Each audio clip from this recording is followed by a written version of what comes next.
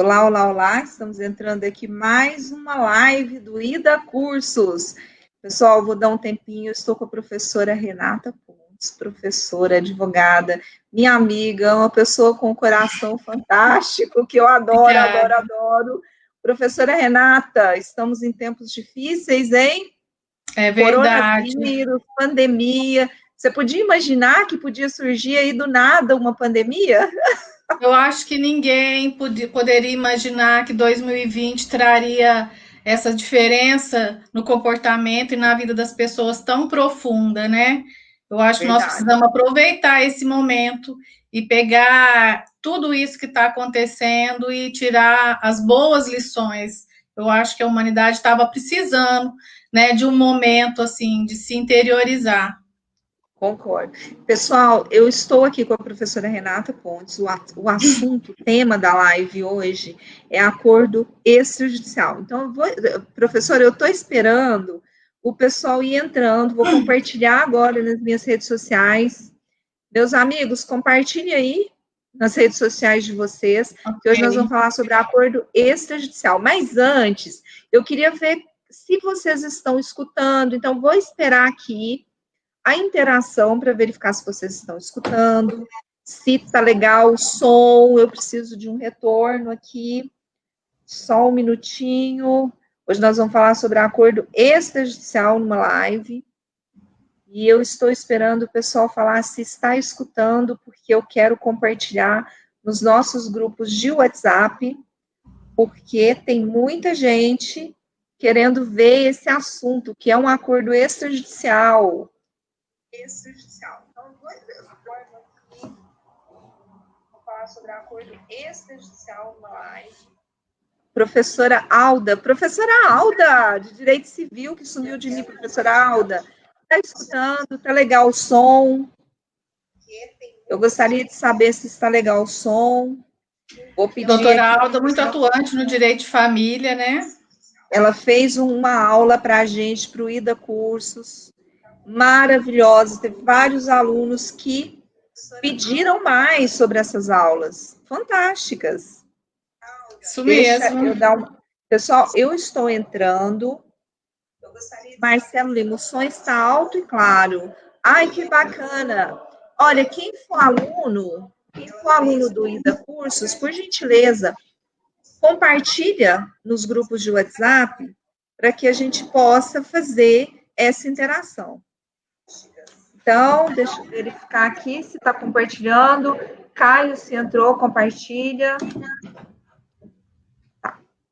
Olha, professora, vamos iniciar falando o que é um acordo extrajudicial. Nós hoje vamos falar em acordo extrajudicial. Existem novas modalidades de... Eu acredito que o direito ele está se reinventando. Nós tivemos reforma previdenciária, reforma trabalhista até antes, que de fato como que eu vou colocar? Ela teve perdas de direitos trabalhistas muito grande para a classe trabalhadora. Mas nesse momento de pandemia, essa perda de direitos, essa possibilidade de dispensa que está muito alta, eu acho que mais do que nunca nós precisamos falar da reforma trabalhista, que houve com a alteração da Lei 13.467 de 2017, e o que é essa figura? O que é o acordo extrajudicial, professora? Então, doutora Patrícia, na verdade, o Brasil passa por um período de furor legislativo, né? Eu falo com meus alunos que a gente tem uma efervescência legislativa no Brasil. E aí a gente vê o processo legislativo a todo momento sendo atropelado, né? Existe modificação de lei ordinária através de medidas provisórias. Então, a CLT, ela vem sendo alterada diariamente. Então, a gente não vai falar só da reforma trabalhista, que foi a Lei 13.467, que entrou em vigor lá em novembro de 2017, porque depois disso nós já tivemos várias alterações na legislação trabalhista, inclusive através de medidas provisórias, né? Medidas provisórias que ainda estão em vigência, medidas provisórias que foram convertidas em lei. Então, existe todo um período de modificação legislativa no direito do trabalho. E a gente tem que se reinventar. a gente tem que conviver com essas modificações e buscar trazer para a advocacia trabalhista o melhor dessas alterações, né? Porque várias modificações foram feitas. Então, a gente vai ter que trabalhar no dia a dia, na prática trabalhista, tentando trazer o melhor dessas modificações para o seu cliente, para a pessoa que você está ali assistindo. Então, assim, esse tema que você escolheu para a live de hoje é um tema muito oportuno. Por quê? Hoje a gente percebe que existe no processo trabalhista algumas modificações em razão do período de pandemia, que são as audiências fracionadas, né? O procedimento ordinário, o procedimento sumaríssimo aí estão sofrendo alterações, porque a exceção hoje são as audiências presenciais. Então, a gente tem designação de audiência no procedimento sumaríssimo de forma fracionada, o que acarreta um período muito longo de tramitação nos processos. Então, quando você busca a celeridade processual através do procedimento sumaríssimo, por exemplo, que seria um procedimento aí que num prazo de 45 dias teria resolvido o processo de conhecimento, hoje a gente percebe que isso não existe mais essa possibilidade nesse período. Então, o acordo extrajudicial foi uma introdução que a reforma trabalhista trouxe na CLT, aí com o artigo 652, na linha F, que foi introduzida, para atribuir às varas do trabalho competência para decidir sobre a homologação de acordos extrajudiciais nas matérias de sua competência. Então, com essa possibilidade dos acordos extrajudiciais, foi necessário, então, que se colocasse na CLT também um novo capítulo. Foi incluído o capítulo 3A no título 10, né? E regulamentada a matéria em 4 artigos, que é o 855B ao 855E. Então, com a possibilidade que as partes hoje têm de transigirem antes da propositura de uma ação judicial, né, e levarem esse acordo, esse negócio realizado entre as partes para o judiciário analisar e homologar esse acordo, então veja que você, se for feito de uma forma bem feita, e eu listei aqui alguns pontos para a gente ter sucesso nessa homologação, sem a necessidade de uma designação de audiência, que é uma possibilidade que o juiz também pode ter, esse negócio, essa controvérsia, essa lide que poderia existir, ela vai ser resolvida num tempo muito menor. Então, traz benefícios grandes para as partes, tanto para quem está representando o empregador, quanto para quem está representando o empregado, que é a parte hipossuficiente aí no caso. Ô, Renata, fala para a gente um pouquinho dessa questão do acordo judicial. Eu já até fiz aqui a minha colinha, para não ficar nada por fora, aproveitar aqui ao máximo o conhecimento da professora, mas diz para a gente quais são esses requisitos para se fazer esse acordo extrajudicial.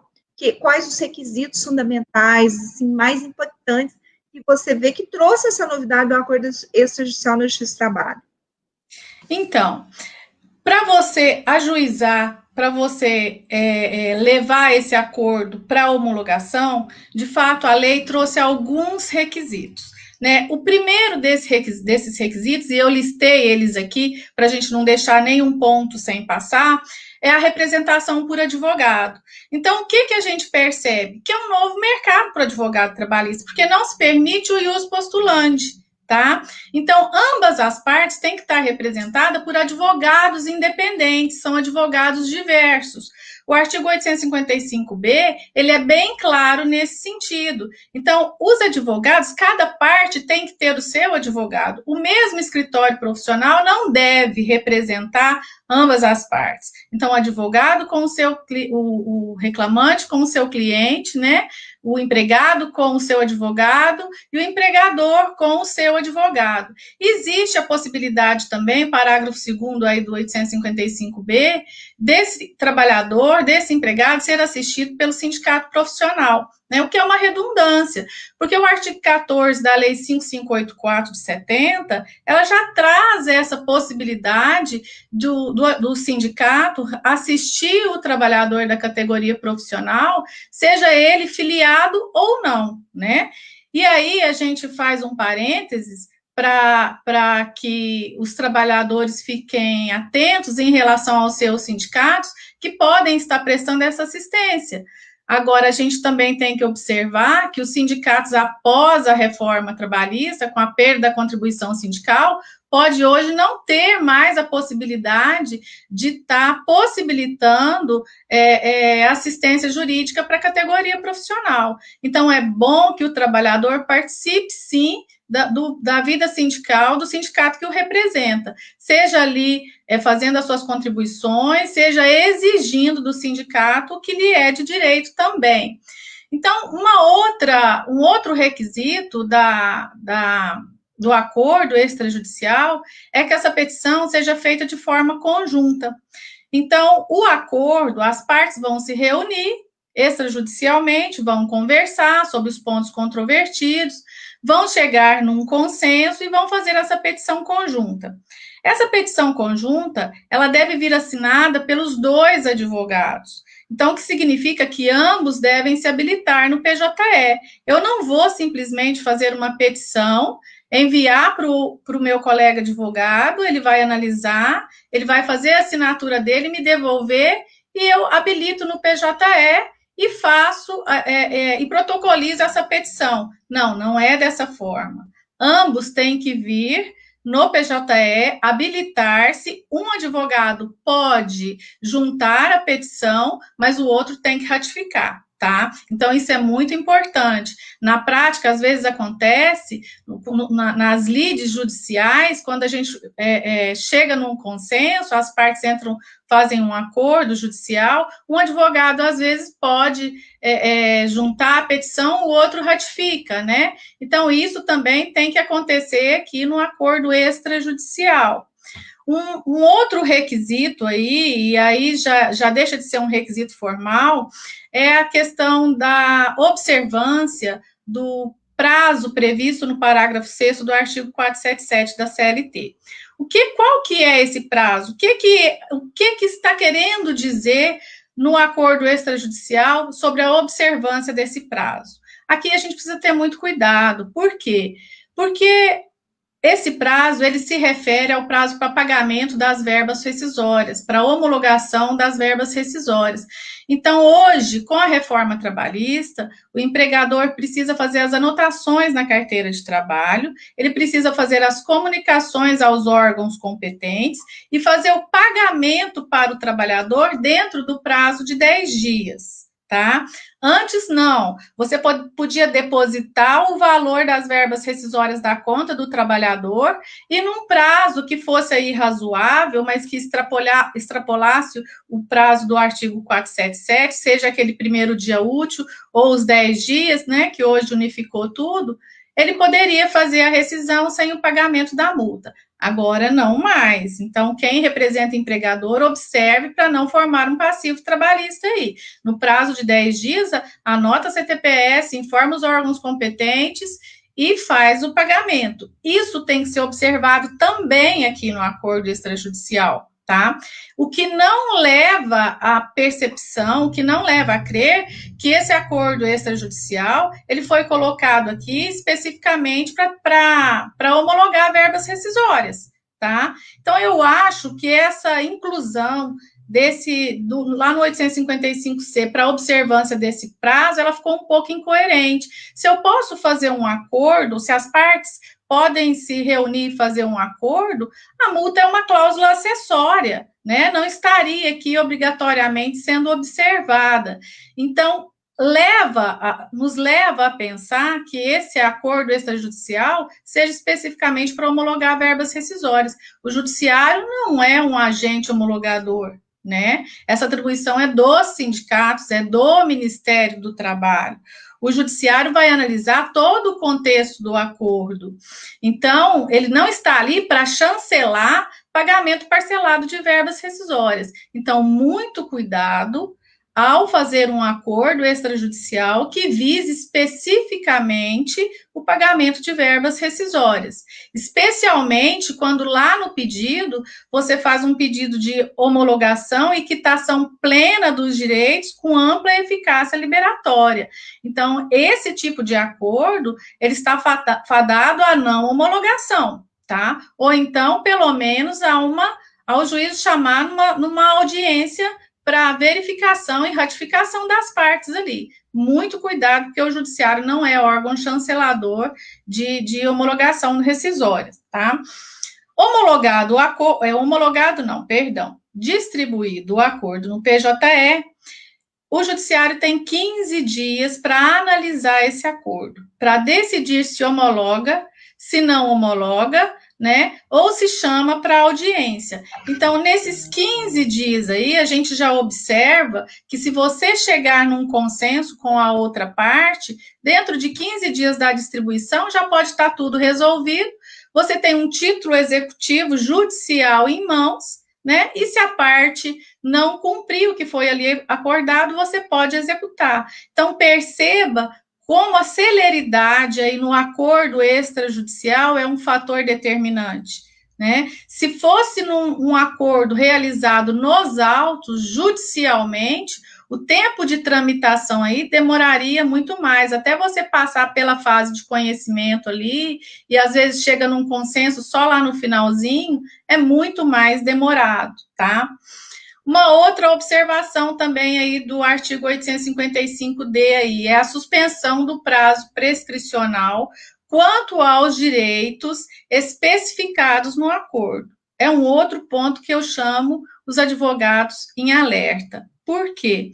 Esse prazo, essa suspensão do prazo prescricional aí, ela é específica para o que está determinado lá no acordo.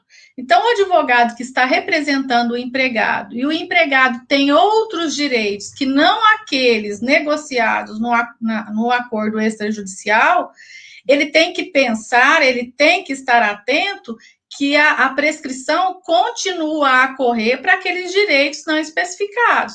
Então, eu estou ali pedindo pagamento, o recolhimento de depósitos de FGTS, por exemplo, que não foram depositados durante o contrato de trabalho. O meu empregador quer fazer esse pagamento e a gente está tentando chegar num consenso com relação a isso. Mas eu também tenho outros pedidos, como, por exemplo, eu quero uma perícia para verificação de insalubridade, de periculosidade. Eu tenho um outro pedido distinto daquele que está especificado no acordo. Então, a suspensão vai incidir no pedido do FGTS, mas em relação à perícia, ela vai continuar, tá? E para observar também que é suspensão, gente, não é interrupção. Né? A regra seria que você ajuizou uma ação, essa ação, quando você ajuiza, interrompe a prescrição. Mas aqui no caso é suspensão. Então, se não homologar o acordo, ela volta a correr pelo tempo faltante e ela não volta a correr pelo tempo integral. Tá? E o último ponto de requisito aqui é o retorno do prazo prescricional. Então, ele volta a fluir do dia útil seguinte à decisão de não homologação do acordo, ok? Então, esses pontos, eles são determinantes para o advogado observar antes de fazer a distribuição da petição, tá bom? E aí, você tem alguma pergunta? Vou dar uma olhada aqui, professora, deixa eu interagir com o povo. Então, uma galerinha boa. Antes de passar para a próxima aqui. Mas olha, gente, fala aí se vocês estão ouvindo. É muito legal esse tema. Ó, doutora Alda Maria, boa noite, boa noite. Doutora Alda, está tudo perfeito. Obrigada. Marcelo Lima, o som está alto e claro, obrigada. Alexandra, estão lindas, obrigada. Misley, boa noite, amigas. Doutoras tops, doutora Renata, muita saudade. Boa noite. Cairon e da Curcione. Parabéns, doutora Renata, está tudo perfeito, saudades. Pessoal, fala aqui de onde vocês são. Se tiver alguma pergunta, faça. A professora Renata está aqui, ela responde ao mesmo tempo. Celinha, obrigada pela audiência e obrigada por compartilhá-la nos grupos.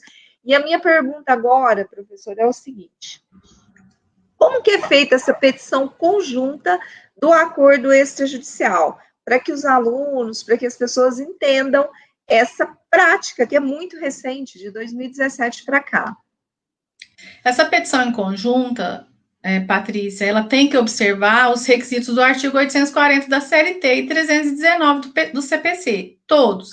Além disso, se você quer ter sucesso na homologação do seu acordo sem a designação de audiência, o que pode aí atrasar um pouco a decisão em relação ao que as partes têm em comum, né, interessados, porque na verdade é um procedimento de jurisdição voluntária, então a gente não tem partes, nós temos interessados, tá?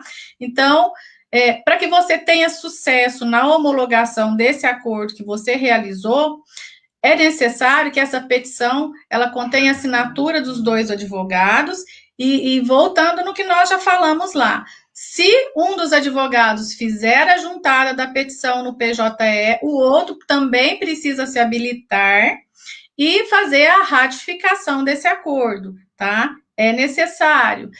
É necessário também a exata qualificação das partes. Por quê? Porque ali na petição, o juiz vai começar a tomar conhecimento do que as partes estão transigindo, né? Então, pode ser que haja necessidade aí de chamar numa audiência, e para isso precisa da exata qualificação das partes. Isso é uma determinação tanto lá no procedimento ordinário, no artigo 840, como lá no sumaríssimo, no 852A, 852E. Então, é necessário ainda que se siga esses ritos aqui, tá? Documentação básica, importantíssimo. Não pode esquecer documento que vai instruir a ação, né? Não é uma ação, é um acordo, mas você tem que fazer a juntada. Estamos falando de relação de emprego, vamos juntar a CTPS, né, com as devidas atualizações ali, com a última remuneração do trabalhador, vamos juntar o PIS, né? Estamos falando de relação de trabalho e não vínculo de emprego, vamos juntar o contrato, vamos juntar todos os documentos aí que a gente possa fazer, que possam comprovar as nossas alegações. Eu estou fazendo aí um acordo para receber, por exemplo, o PLR que não me foi pago, que é a participação nos lucros e resultados da empresa, que está previsto num acordo coletivo da empresa. Eu preciso juntar esse acordo coletivo. Eu estou pedindo aí alguma parcela que foi convencionada na convenção coletiva de trabalho da categoria, eu preciso juntar essa convenção coletiva de trabalho.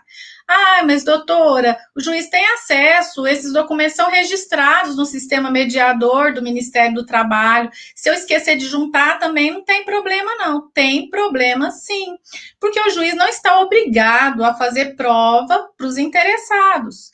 O juiz ele não tem que acessar o sistema mediador e fazer a busca por esses acordos coletivos realizados entre as partes. Então, eu preciso juntar toda a documentação necessária que vai esclarecer para o juiz e vai comprovar os fatos que a gente está alegando ali, tá? Eu também preciso fazer uma explicitação dos fatos que nos levaram a realizar esse acordo, porque o juiz vai analisar a boa-fé das partes. Então, quando eu faço uma síntese dos fatos, eu estou ali esclarecendo para ele todos os nuances, todos os contornos que levaram os interessados a realizarem essa petição de acordo, ele vai poder observar a boa-fé das partes ali, né? E também ele vai analisar com relação ao pedido da quitação. Então, a explicitação dos fatos precisa ser da forma mais clara possível. Além de explicitar os fatos, todo esse contexto fático, a gente também precisa determinar as parcelas. As parcelas precisam ser determinadas e com respectivo valor. Então, eu estou pedindo ali horas extras, eu preciso determinar quantas horas extras eu estou pedindo ali, nós estamos negociando ali, são 300 horas extras durante todo o contrato de trabalho. Qual é o valor dessas horas extras, dessas 300 horas extras durante todo o contrato de trabalho? Então, tem um valor X. Eu estou ali dentro desse acordo também, negociando as parcelas do FGTS, os recolhimentos do FGTS não realizados. Então, eu preciso determinar quais os meses não foram depositados, quais são os valores específicos, respectivamente, a esses meses. Eu preciso trazer o extrato do FGTS para fazer essa prova, né? Porque, às vezes, eu deposito ali, estamos aqui negociando a respeito do FGTS não recolhido do ano de 2018. Tá, mas o juiz precisa saber, ele precisa verificar quais foram os meses não recolhidos do ano de 2018. Qual foi a remuneração do trabalhador naqueles respectivos meses para fazer a apuração desse valor que está sendo pago aqui, né? E a gente observa também que isso é necessário porque você vai dar quitação dos valores que você explicitou ali. Então, você vai quitar, você vai pedir quitação daqueles valores, e a prescrição ali também, ela vai incidir. Então, você não vai voltar mais, vai fazer um título executivo e vai transitar em julgado, e você não vai voltar mais a discutir aqueles valores. Então, você precisa determinar também esses valores. E eu preciso do valor total do acordo, né?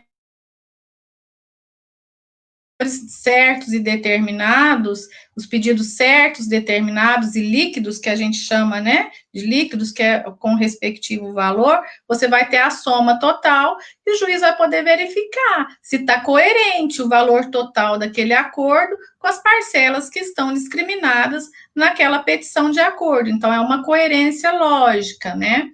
E se você está também nesse acordo, negociando ou fazendo o pagamento das verbas rescisórias devidas, é importante que você faça a juntada das guias para o saque do FGTS, que seria a chave de conectividade, e as guias para habilitação do seguro-desemprego, que é a guia CD-SD, Comunicação de Dispensa do Seguro-Desemprego. Então, é importante. Se eu estou ali negociando, se eu vou pagar verbas rescisórias, o juiz pega a nossa petição de acordo para analisar e ele não tem as guias ali, né? Então, ele pode pedir providência, ele não vai chamar numa audiência, mas ele pode pedir providências. Tudo isso vai atrasando, né, a homologação do acordo. A gente precisa de uma cláusula penal. Se uma das partes não cumprirem, a gente tem ali a cláusula penal. Eu vou ter um título executivo, eu preciso de uma cláusula penal para executar esse título também. Eu preciso discriminar de quem é a responsabilidade pelas contribuições fiscais e previdenciárias. Às vezes, as partes não pensam nisso na hora de transigir sobre o acordo, mas a gente precisa lembrar que a contribuição previdenciária na Justiça do Trabalho é de ofício, então ela vai incidir sobre aquelas parcelas. Eu preciso especificar o que é parcela indenizatória, o que não é indenizatória, sobre qual parcela vai incidir a contribuição previdenciária, e eu preciso determinar quem é a parte que vai ficar responsável por essa contribuição, que o INSS pode executar essa parte que não cumpriu o acordo, né? Eu vou pedir também ali, no final dessa petição, a quitação. E aí, quando eu vou pedir essa quitação, o juiz vai ter uma ampla visão da boa-fé das partes. Se você está ali transigindo sobre A, B, C e D e pede uma quitação plena, geral, né, com eficácia liberatória de todas as responsabilidades e débitos da empresa com relação ao trabalhador, e está pagando um valor módico nesse acordo, então o juiz já vai acender ali uma lanterninha vermelha. Está coerente ou não está coerente? né? Então, esse pedido de quitação tem que estar em coerência com o que foi negociado entre as partes, tá? E o pedido final, né? Ai, não esquecer do pedido de justiça gratuita, que isso é muito importante, né? As custas, se não tiver justiça gratuita, como as partes vão transigir, se vai ser dividido, se uma só das partes vai ficar responsável pelo pagamento de custas, se não tiver justiça gratuita, né? E o pedido final de homologação, tá? Eu vou pedir só a homologação, Renata? Não. A gente não pede só a homologação. Por quê? Porque o juiz, ao analisar a petição, ele pode querer tomar providências ali, pode pedir a juntada de um documento, ele pode chamar para audiência. Então, pede a homologação, mas subsidiariamente, faça aí um pedido também de designação de audiência, se o juiz assim entender necessário, tá? Estou sendo clara? Está muito rápido? Está sendo super clara, estou aprendendo demais com essa professora maravilhosa, está incrível. Ó, José, tem um amigo seu aqui, José Américo Castanheiro Borges, doutora Renata Keila. Boa Parabéns noite. pela didática e pelo seu conhecimento, orgulho de ser seu colega e amigo. Muito obrigada, eu também. Bom, né? Muito Gente, é tão bom. legal. Eu adoro Brasília, é advogado trabalhista em Brasília. Não, nós temos colega aqui, ó, é a doutora Rosa Modesto, de Belém, doutora Érica, aqui de Uberaba, Misley. Doutor, eu acho prudente que a petição também seja assinada pelas partes, principalmente do reclamante. Isso O mesmo. que a doutora Misley colocou. Marcelo Lima, operando com maestria, som e imagem perfeito, da Ione Martins Pontes. Deixa eu ver. Bastante comentário aqui. Professora, falando dessa questão do acordo extrajudicial, e a próxima pergunta vai ser sobre essa homologação de acordo, mas eu queria saber de você o seguinte: e a advocacia? Como que está vivendo essa questão dessa homologação de acordo? Está preparada a advocacia para essa nova modalidade? O que eu vejo, atuo mais no direito previdenciário, eu atuo na justiça do trabalho naquilo que tem uma ponte com o direito previdenciário, então eu não faço muitas demandas trabalhistas. Mas o que eu percebo é que, há um tempo remoto, antes da reforma da Previdência, o advogado ele colocava uma petição gorda, né, para dizer com muitos pedidos, N pedidos, era pedido que não acabava. Abecedário. Abecedário. E muitas vezes, a maioria das vezes, aqueles pedidos todos, eu não tinha direito a todos aqueles pedidos. E meio que fazia um bolo lá, falava, não, vai que o juiz dá isso aqui, vai que eu consigo um acordo. A reforma da trabalhista, em que pede as minhas críticas a ela, e são muitas, muitas, ela trouxe uma racionalidade processual que, na minha visão, precisa ainda mais no processo do trabalho. Bagunçado, não consegui achar, revelia, vamos embora, e aquela coisa é muito atropelado. Rito atropelado, em dado momento, ele atinge o devido processo legal. E agora tem que se adaptar a tudo isso. E aí, professora, você que atua na advocacia trabalhista, atuante no direito sindical, no direito coletivo, como que está? E o advogado, está preparado para isso? Eu acho que o advogado, ele está sempre estudando e a preparação dele é na prática diária, né? A gente vai aplicando os instrumentos legislativos ali no dia a dia e com isso a gente vai tentando formar jurisprudências. Então, como eu disse lá no início da nossa conversa, com esse furor legislativo, essa efervescência legislativa que a gente está vivenciando ali, muita coisa vai ficar para a jurisprudência decidir, tá? Então, no dia a dia da prática trabalhista, a gente observa, de fato, que a cautela aumentou, tanto por parte do profissional do direito, o advogado trabalhista, né? Como a responsabilidade, porque a gente tem hoje uma responsabilidade muito grande em explicitar para o nosso cliente, principalmente eu que trabalho com assistência, né? A gente faz muita assistência no sindicato que eu trabalho, e também no NPJ. Então, essa assistência, a gente percebe que o cliente, quando a gente explica para ele a nova legislação trabalhista, que pode fazer com que ele seja condenado ao pagamento de custas e a sucumbência, os honorários sucumbenciais, ainda que esteja pela assistência judiciária gratuita, né, que essa condenação em honorários de sucumbência pode vir a ser compensada com eventual valor que ele tenha para receber, com eventual crédito que ele tenha para receber nesta, ou em outra ação, que é pior, a gente assusta o cliente, né? Então, esse abecedário não é mais tolerado. Então, você vai fazer o seu pedido enxuto, que eu acho que sempre deveria ter sido sempre, né? Eu não vou pedir o B se eu não ganhar o A, né? Então, eu vou pedir o A, o meu direito é o A, eu vou pedir o A, né? Ah, mas se não der certo, se eu vou pedir o outro, eu vou pedir o outro, eu vou pedir o outro. O que acontece? Sucumbência, né? Os pedidos em que você for tendo sucumbência pode trazer uma responsabilidade, um débito para o seu cliente.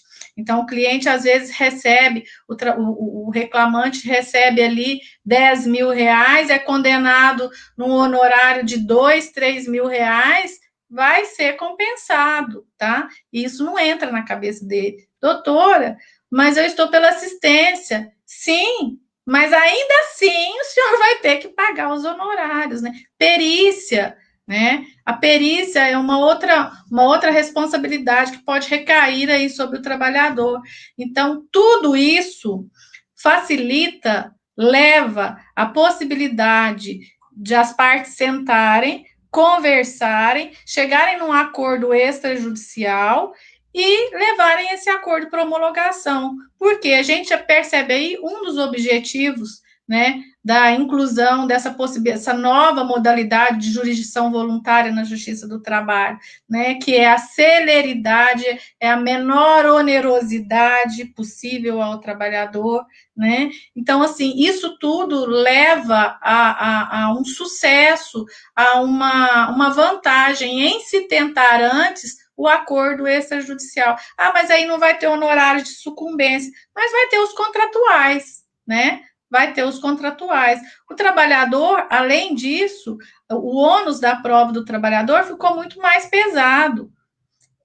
O ônus da prova é de quem alega. Se eu alego que eu fiz horas extras, esses dias a gente atendeu uma trabalhadora da área de saúde. Ela alegava que fazia muitas horas extras, só que não eram registrados no ponto, né? Então, você tem testemunha para provar?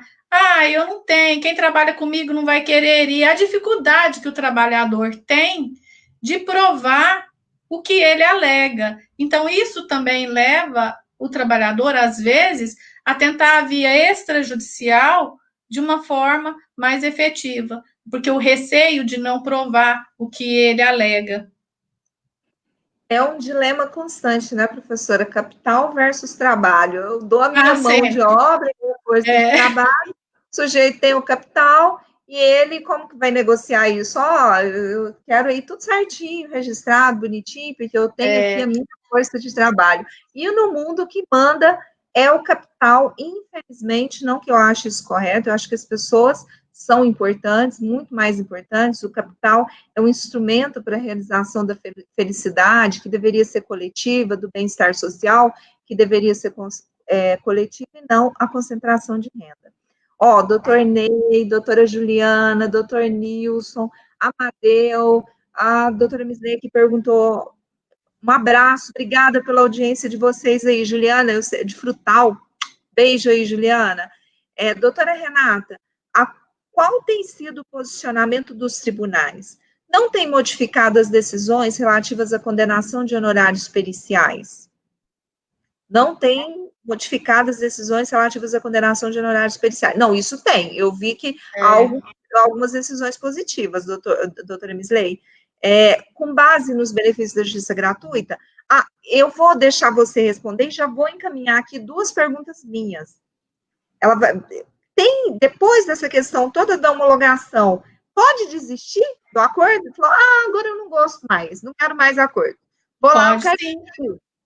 Antes de homologar, tá, responde depois da homologação e antes, explica pra gente. Outra coisa, se cabe recurso nessa decisão de homologação de acordo. Então, 3, pergunta da doutora Misley acerca do posicionamento dos tribunais, que me parece que tem sido no sentido de auferir a justiça gratuita, sim, nos casos de perícia, mas aí a professora vai falar melhor que eu.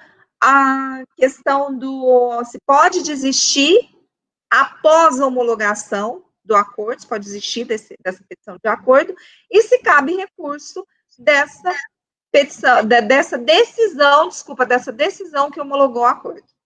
Tá. Olha só, primeiro eu quero voltar num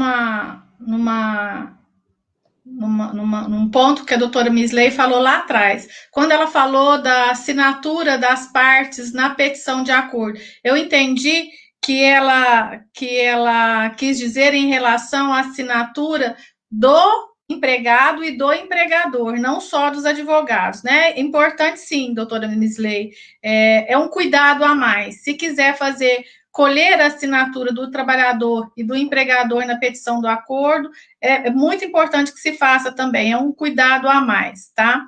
Desistência, posso desistir antes de homologar o acordo, a qualquer momento eu posso desistir, sim, tá? Não tem nenhum impedimento legal. Eu preciso da anuência da outra parte? Não, nós estamos aqui falando de jurisdição voluntária, não existe parte, existe interessados. Então, eu posso desistir sem a anuência do outro interessado a qualquer momento antes da homologação.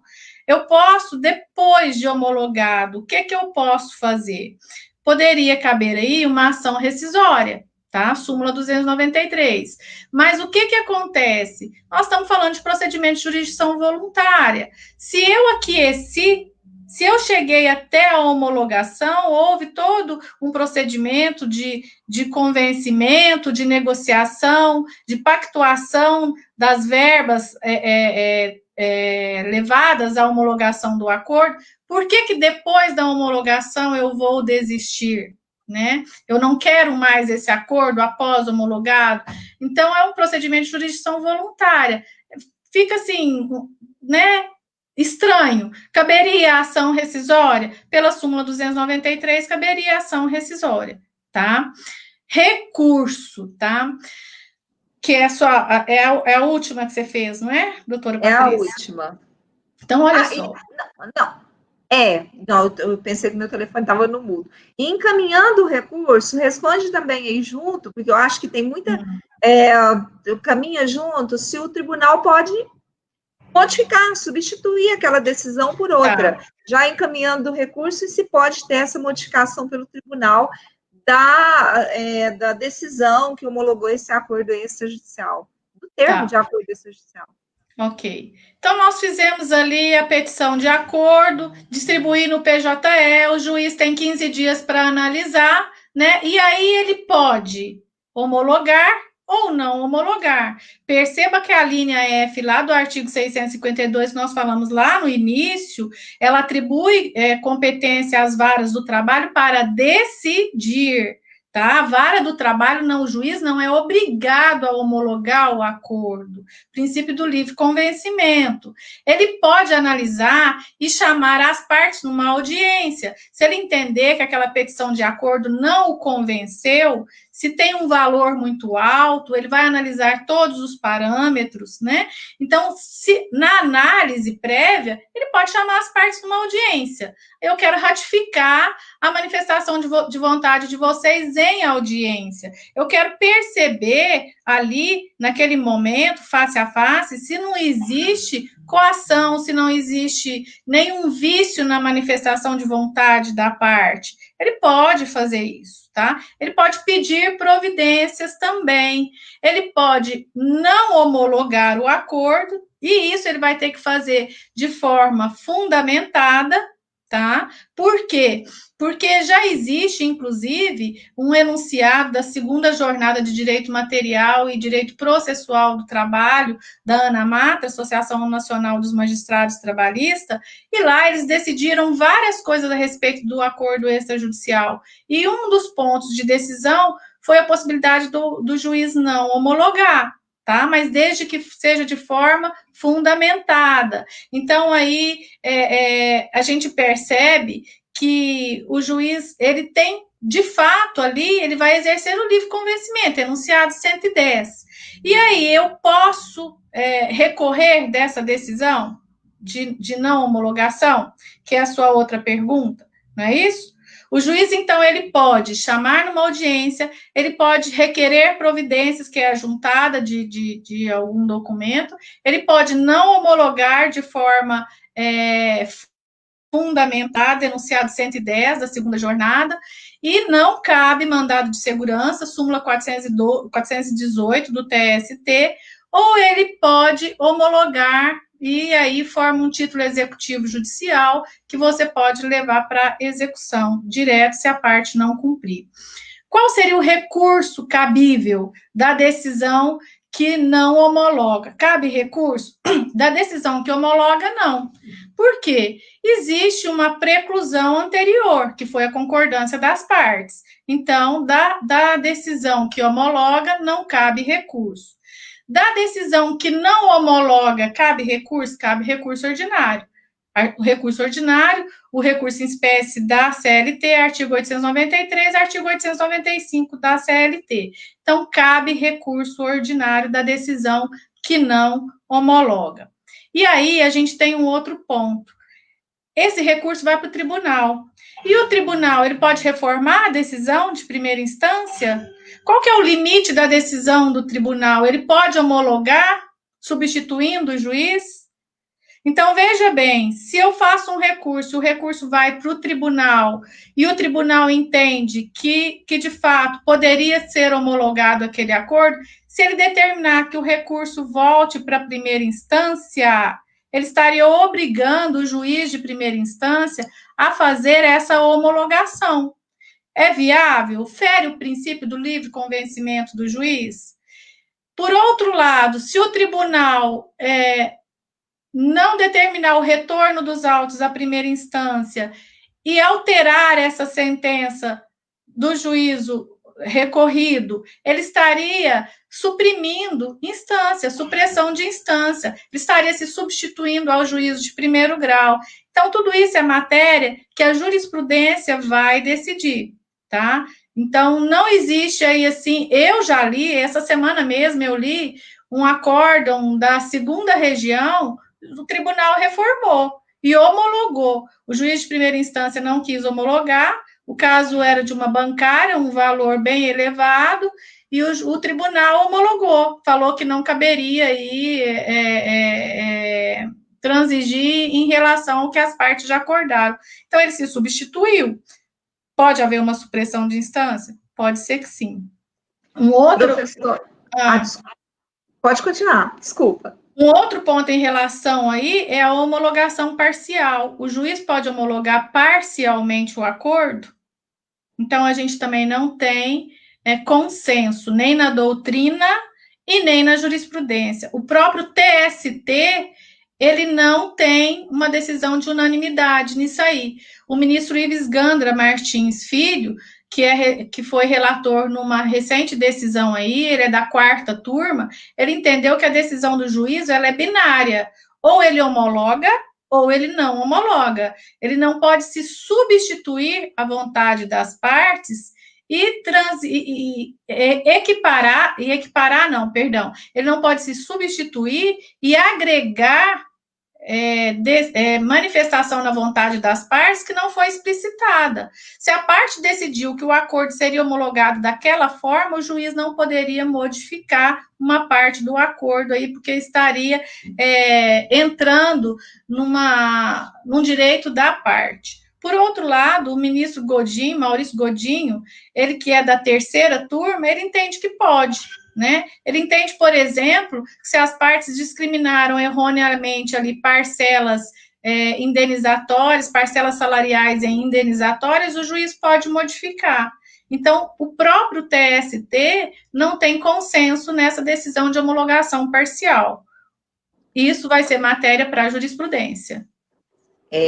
Lembrando aí aos alunos que estão vendo, a professora Renata, alunos meus, que jurisprudência quem faz é prática, né? Precisa ter coragem aí para advogar, estudar bastante, fazer as petições com muita responsabilidade, porque direito de terceiros, a gente assumiu uma responsabilidade, um público que é a defesa de interesses e direitos fundamentais. Quando você fala de direito trabalhista, direito previdenciário, direito civil, direito à propriedade, saúde, qualquer coisa é um direito fundamental das pessoas, porque envolve dignidade da pessoa humana, envolve liberdade, envolve princípios democráticos. Professor Helder, parabéns, Renata, sucesso Obrigada, sempre. professor Helder, grande professor Helder, muito querido. Carlos Augusto Grama Vieira, boa noite. Doutora Cláudia, Renata, parabéns pela didática e competência. Obrigada. A Cláudia também, né? Uma pessoa do coração fantástico. Luiz Paulo Campos, duas perguntas do doutor Luiz e a gente finaliza. Parcelas de fundo de garantia e INSS em atraso impedem um acordo? E se tais parcelas podem ser acordadas? Por exemplo, estou devendo, quero acordar quando vou pagar. Eu imaginei que fosse assim a pergunta. Devo, não nego, pago quanto puder, né?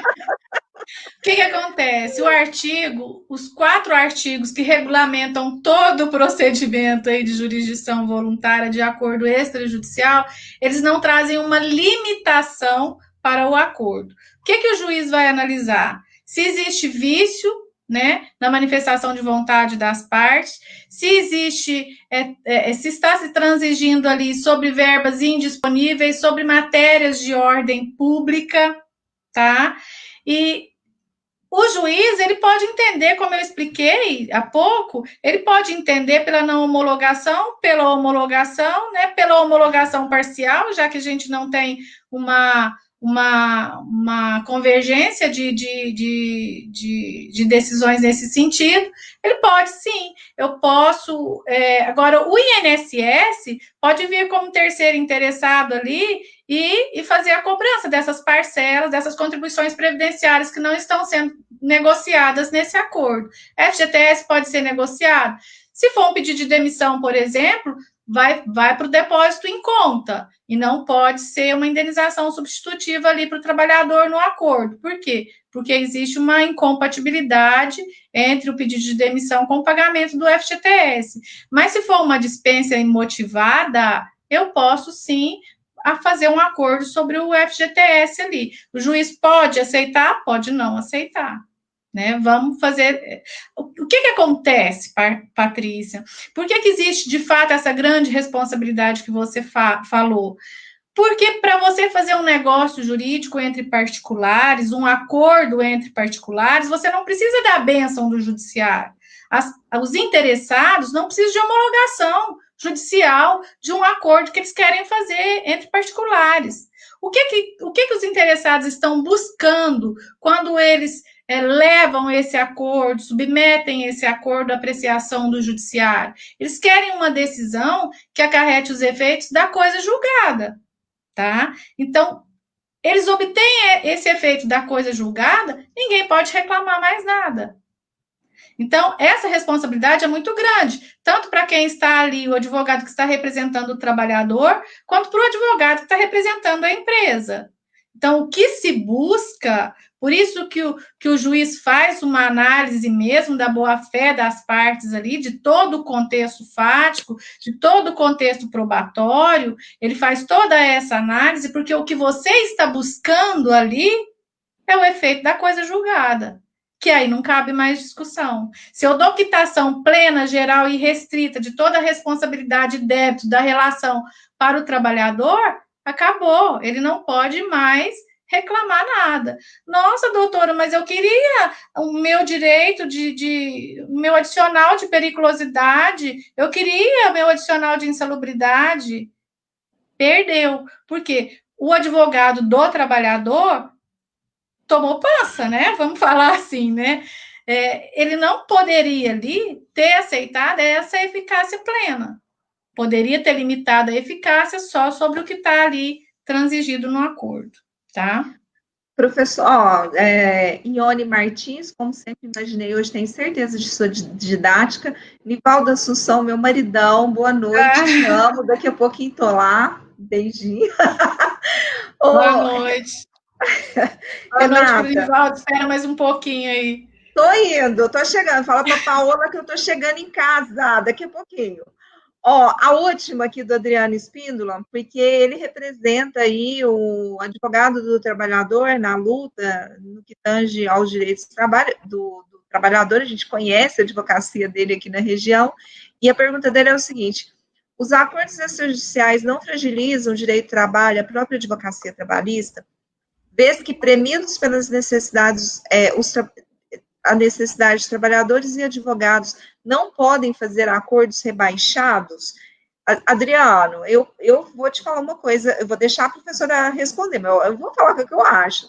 Eu acho que, infelizmente, houve perdas grandes em direitos do trabalho. Eu não vou dizer, assim, que eu acho a mil maravilhas do mundo a questão do acordo extrajudicial. Por quê? Porque a gente não sabe os limites desse acordo entre empresa e o outro advogado, se realmente vai ser justa essa contratação desses dois advogados, e não estou falando que não vai ser, mas nós vivemos numa sociedade complexa, que o poder econômico pode mandar muito no pós-pandemia, então, a minha opinião é uma opinião de tem que olhar, tem que ver, tem que estudar, porque é uma realidade, então não adianta, a gente não pode fingir que ela não existe, porque ela existe, precisa vir, nós precisamos estudar, ensinar e, pelo menos, tentar a ética, né, na profissão, para que realmente as pessoas sejam éticas. Mas, professora, eu vou passar a palavra para você antes da gente encerrar, essa é a última. Tá bom.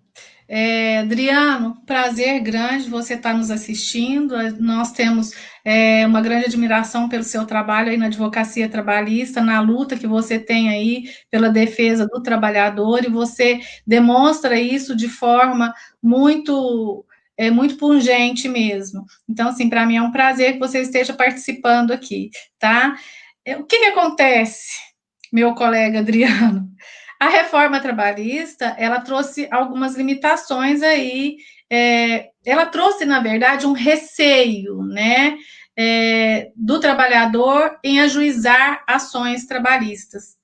Então, o trabalhador, se ele não tem possibilidade de provar o que ele alega ali em audiência, se os pontos controvertidos dele são difíceis de prova, né, ele tem um certo receio de ajuizar uma ação. Então, um pouco impeditivo aí o acesso ao judiciário para o trabalhador, ficou mesmo prejudicado. Eu concordo com a doutora Patrícia, a reforma trabalhista retirou, sim, vários direitos do trabalhador, criou um receio muito grande do trabalhador em ajuizar ações no judiciário. Então, às vezes, esse acordo extrajudicial, desde que bem negociado, desde que cumpra a finalidade da lei ali, que é a participação do trabalhador e representado por advogado, que possa bem representá-lo, possa transigir de uma forma justa para ele, isso pode fazer com que ele não tenha esses percalços, né, de ser condenado aí em honorários de sucumbência, né, de ter um processo demorado e depois nem vir a receber uma execução, às vezes, difícil de ser feita. Então, o processo poderia demorar aí longos anos, às vezes ele vai conseguir resolver pelo acordo extrajudicial, tá? Então, assim, é um instituto novo, né, doutora Patrícia? Muita coisa a jurisprudência vai decidir, e o que a doutora Patrícia falou, de fato, é a minha opinião também. Nós precisamos ter coragem para levar o nosso posicionamento aos tribunais e tentar fazer um convencimento, né, formar jurisprudência. É desse jeito que a jurisprudência se forma, né, com o trabalho de formiguinha do advogado lá em primeira instância. Então, vamos fazer isso da melhor maneira possível, com toda a fundamentação adequada e cercada de todos os contornos da legalidade. E com isso a gente vai tentando amenizar os prejuízos que o trabalhador teve nesse longo período aí que a gente vem percebendo. Não sei se eu respondi o que o doutor Adriano me perguntou, se era isso mesmo, tá? Mas estou disponível para outra pergunta, se for o caso.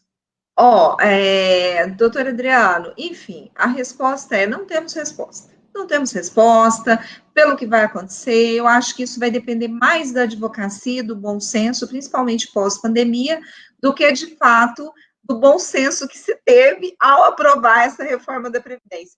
Aos colegas advogados previdenciaristas, não estamos atrás dos colegas advogados trabalhistas em notícias ruins, porque tivemos uma reforma previdenciária que vai ter muita perda de direito, já está tendo, eu estou mostrando para os clientes benefícios aí que as pessoas recebiam 4 mil, 3 mil reais, hoje vão receber 1.200, 3 mil reais, por causa da limitação da aposentadoria por invalidez e uma série de outras perdas gritantes.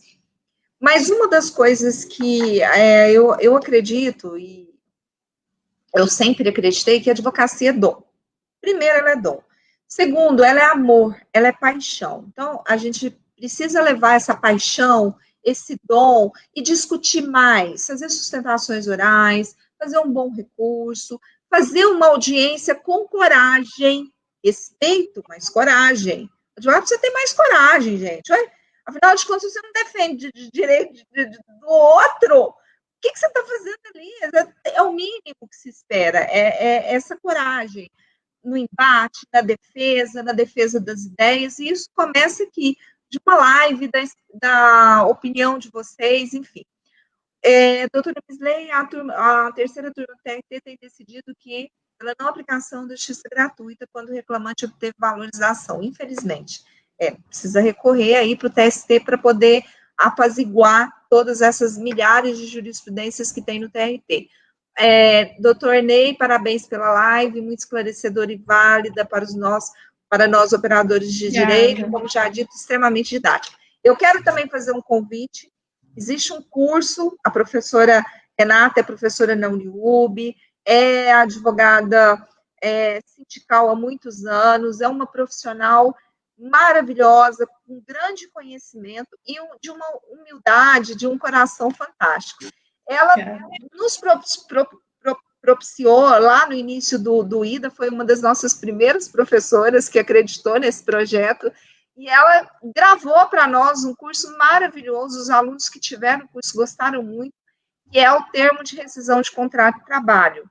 Então, fica aí o convite para que vocês acessem a página do IDA Cursos, que quem assistiu teve muitas ideias referente ao termo de rescisão de contrato de trabalho, inclusive casos em que houve a ressalva, que houve vitória trabalhista, e talvez mais do que nunca essas práticas administrativas, essas práticas que o advogado não dava muita atenção, ele precisa aflorar, né, professora Renata?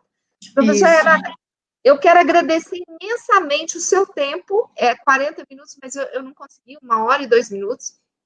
Muito obrigada pelo seu tempo, aprendi muito hoje, já fica aqui o convite para outras lives, porque a modificação legislativa na Justiça do Trabalho, no direito do trabalho, no direito previdenciário é uma coisa absurda. Acho que o que não teve modificação aí foi o processo civil. Então, vou passar a palavra para suas considerações, para suas palavras finais, já de antemão agradecendo muito, muito, muito o seu tempo. Obrigada, Patrícia, obrigada a todos que nos assistiram. Essa live, como a doutora Patrícia disse, não tem a intenção de aprofundar no assunto, mas nós nos colocamos aí à disposição, né, doutora Patrícia, através do IDA também, que é uma plataforma, e vocês podem colocar lá os questionamentos através dos cursos que ela tem também. Eu estou inteiramente à disposição de vocês, viu? Muito obrigada a todos que nos assistiram. Espero poder ter contribuído pelo menos um pouquinho aí para abrir esses horizontes em relação a esse tema muito especial que é o acordo extrajudicial. Obrigada, Patrícia, pela confiança e pelo convite, viu? Muito obrigada. Obrigada a todo mundo, abraço e bom descanso, até amanhã, que sem coronavírus, que essa epidemia vá embora logo, que possamos viver nossa vida normal, mas até lá use máscara. Abraço. Verdade. Tchau, tudo de bom, boa noite.